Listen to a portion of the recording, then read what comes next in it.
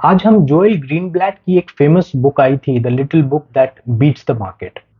तो इस बुक में एक मैजिक फॉर्मूला का जिक्र हुआ था और इस मैजिक फॉर्मूला को यूज करके हम स्टॉक स्क्रीनिंग कर सकते थे। ये जो स्टॉक स्क्रीनिंग मेथड है, ये ऐसी कंपनीज जो प्रॉफिटेबल है और जो कंपैरेटिवली एक अंडरवैल्यूड प्राइस पे ट्रेड कर रही है, ऐसी कंपनीज को हायर रैंक्स देती थी। तो आज इस वीडियो में हम इस मैजिक फॉर्मूला की एप्लीकेशन की बात करेंगे। हम इसकी थ्योरीज पे नहीं जाएंगे, इसके कॉन्सेप्ट्स पे नहीं जाएंगे, हम इसको अपने सेंसेक्स 30 कंपनीज जो है उसके ऊपर अप्लाई करेंगे और देखेंगे कि ये मैजिक फॉर्मूला किस तरह से वर्क करती है। हमारा ऑब्जेक्टिव ये रहेगा, ये देखना कि कौन सी वो सेंसेक्स 30 कंपनीज है जो टॉप रैंक लाती है इस मैजिक फॉर्मूला को अप्लाई करने पे। तो चलिए देखते हैं इस मैजिक फॉर्मूला की एप्लीकेशन ऑन सेंसेक्स 30 कंपनीज। तो आप अपने स्क्रीन पे देख रहे होंगे एक लिस्ट ऑफ 21 कंपनीज आपको आपके स्क्रीन पे दिख रही है।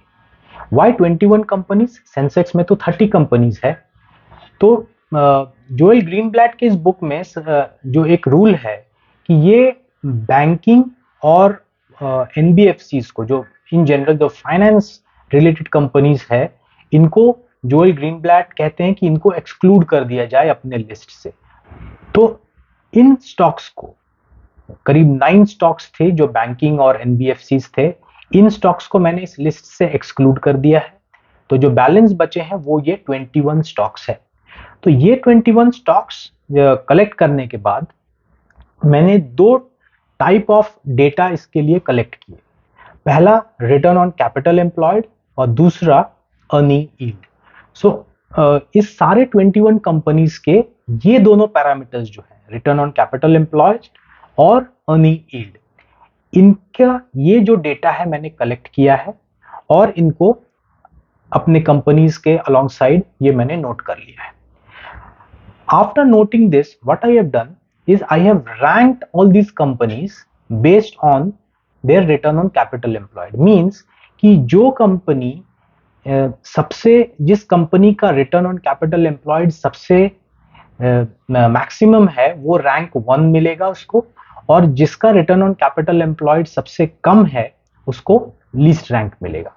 तो यहां पर आप देखेंगे जो नेस्ले इंडिया है उसका रिटर्न ऑन कैपिटल एम्प्लॉयड करीब 54.9% है, तो वो रैंक 1 लेता है।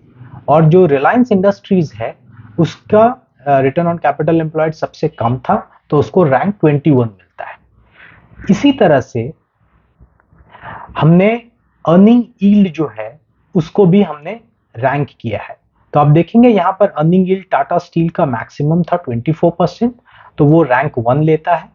और जो टाइटन कंपनी है वो, उसका अर्निंग यील्ड 1.5 था जो सबसे मिनिमम था, तो उसको रैंक 21 मिलता है। तो आप देखेंगे अभी इस 21 स्टॉक्स को का दो पैरामीटर्स के हिसाब से रैंकिंग हो चुका है। तो नेक्स्ट स्टेप में हमें क्या करना है कि ये जो दो रैंक्स हमें मिले थे, रैंक 1 एंड रैंक 2, इनको टोटल कर लेना है। जो एक नया कॉलम आता है यहाँ पे, रैंक टी मैंने बोला है, रैंक टोटल। इसमें जो रिलायंस इंडस्ट्रीज है उसको रिटर्न ऑन कैपिटल एम्प्लॉयड में 21 रैंक मिला था और अर्निंग यील्ड में उसको 9 रैंक मिला था। तो इसको 21 + 9 = 30, तो टोटल रैंक रिलायंस का 30 हो गया। इसी तरह इन सारी कंपनीज की हमने रैंकिंग कर ली है, रैंक 1 और रैंक 2 को ऐड करके। After adding these ranks, what you have to do, ये जो रैंक टी वाला जो कॉलम है उसको मिनिमम से मैक्सिमम में सॉर्ट करना है। तो after we have sorted, what you see, ITC is showing a rank of cumulative rank of 10, Tata steel का क्यूमुलेटिव रैंक भी 10 आता है, इन्फोसिस का क्यूमुलेटिव रैंक 13 आता है। तो आप देखेंगे मिनिमम से मैक्सिमम में ये रैंक टोटल जो है वो स्कोर किया हुआ है। तो वो कंपनीज जो सबसे मिनिमम रैंक लाती है, रैंक टोटल जिनका सबसे मिनिमम आता है, वो इस मैजिक फॉर्मूला के हिसाब से द बेस्ट कंपनी है, वो सबसे एफिशिएंट कंपनीज है और वो कंपैरेटिवली अंडरवैल्यूड भी है। तो आप देखेंगे कितना सिंपल है इस मैजिक फॉर्मूला को अप्लाई करना और इससे अच्छी कंपनीज जो अंडर वैल्यूड प्राइस में भी ट्रेड कर रही है उसको फाइंड आउट करना।